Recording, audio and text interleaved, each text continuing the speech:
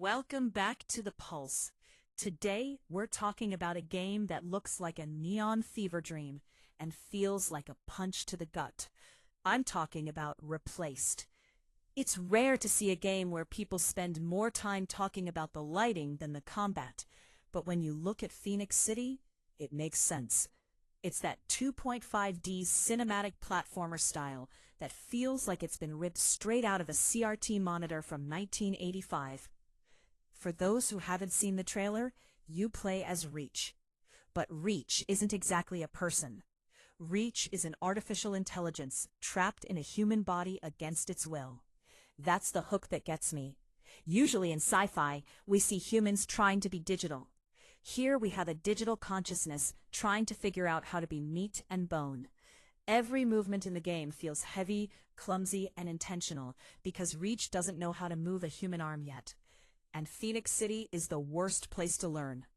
It's a post-apocalyptic 1980s. The alternative history here is bleak. Think Blade Runner meets The Last of Us, but with a soundtrack that makes you want to buy a synthesizer immediately. Let's talk about the tech. It's pixel art, but that feels like a disservice. They're using modern lighting engines on flat sprites. Exactly, it's the depth that kills me. You see the rain slicking the pavement, the way the neon signs reflect in the puddles. It's all 3D space, but with that gritty, granular pixel texture.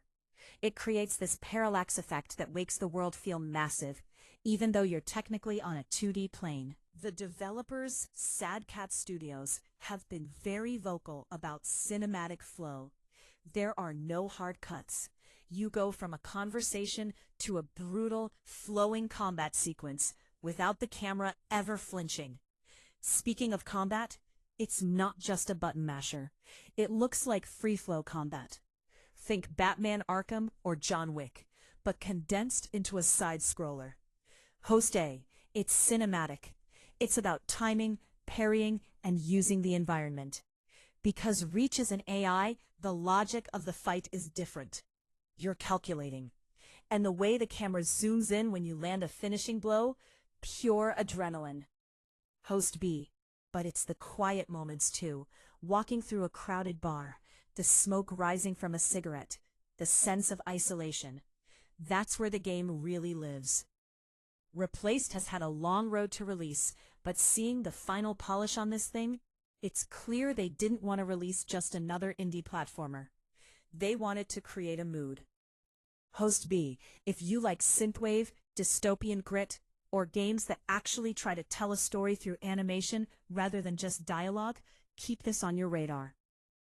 Host A, that's it for today's deep dive. We'll be back tomorrow to talk about the latest VR hardware. Stay digital. Replaced is an action platform video game. The game is set in a dystopian alternate version of America in the 1980s. The player assumes control of R.E.A.C.H, research engine for altering and composing humans, an artificial intelligence unwillingly trapped in a human body. As a 2.5D video game, the player character can move into the foreground and the background to retrieve items and upgrades. To progress, players must solve various environmental puzzles and complete platforming challenges. Replaced also features a free-flow combat system, in which indicators on enemies' heads remind the player when to counter or dodge. Performing multiple successful dodges or parries allow the player character to perform a special move, which executes a regular enemy or destroys the shields of armored opponents.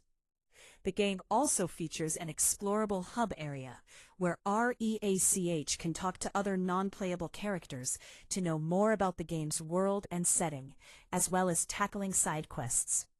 Replaced is currently being developed by Sad Cat Studios. It is the debut project for the studio, whose 3 founders only previously worked on mobile games. Development of the game started in 2018. According to co-founder R.E.A.C.H, Replaced was designed with the intention of creating something that was more risky and complicated.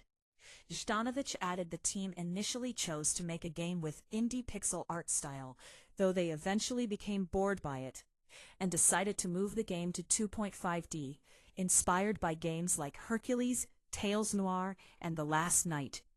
The initial goal for the studio was to make a cinematic platformer similar to Flashback and Another World, though they eventually decided to add a combat system to the game, as they did not have a budget to create a solely visual experience, where players go from point A to point B.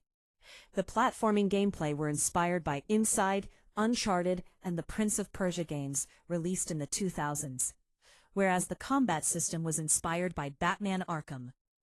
A lot of time was spent in creating the platforming animations of the protagonist, as the team wanted the game to look realistic. According to Igor Gritsay, the co-founder of the studio, the game's story was about the survival of a creature that knows nothing about the ruthless world it finds itself in. The cyberpunk theme was inspired by films such as Upgrade and Blade Runner 2049, though the team focused mainly on US culture and de-emphasized the role Asian cultures typically play in cyberpunk fiction. While creating its setting, a retro-futuristic theme was chosen, as the team loved old science fiction films and wanted to explore how people in the past imagined about the future. The game is set in an alternate reality where the United States detonated nuclear bombs on its own soil instead of Japan at the end of World War II.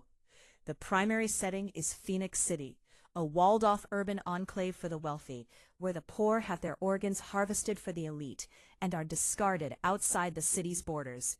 Announced at E3 2021, the game was initially slated to be released in 2022, though it was delayed multiple times.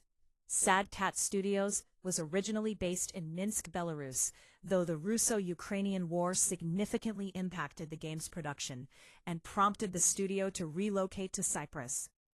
The game is set to be released for Windows and Xbox Series X and Series S on April 14, 2026. Close your eyes for a second. Imagine a world where the 1980s never ended, but the neon started to flicker and the air turned to ash. Welcome to Phoenix City. It's April 14, 2026, and the game we've been waiting years for is finally here. I'm the last one, and today on The Last One, we're diving deep into the glitchy, beautiful, and brutal world of Replaced. In Replaced, you aren't playing a hero. You aren't even playing a human. You are playing R.E.A.C.H, an artificial intelligence that has been forced into a human body against its will. What fascinates me most about this game isn't just the combat, it's the body horror of being digital code trapped in meat and bone. Every movement feels heavy. Every jump feels desperate. You're learning to be human in a city that has forgotten what humanity even looks like. The developers at Sad Cat Studios have created this alternative history 1980s where society has crumbled. It's a place where people actually sell their bodies to the state just to survive. It's dark, it's gritty, and it's one of the most compelling stories I've seen in years. The combat is fast, cinematic, and brutal. It's all about flow, parrying, striking, and using the environment.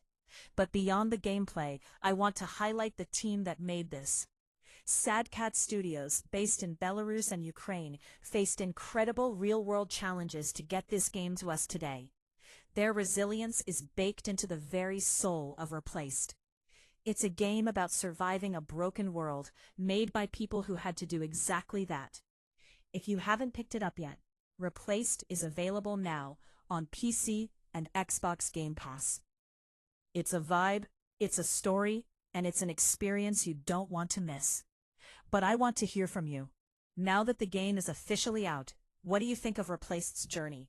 Drop a comment on the video or hit me up on my socials. I read every single one of them.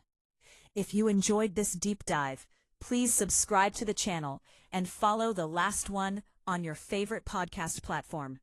It's the best way to support a solo creator like me. And stay updated on every major release in 2026. I'm The Last One. Thanks for tuning in. Stay digital, stay safe, and I'll see you in the next one.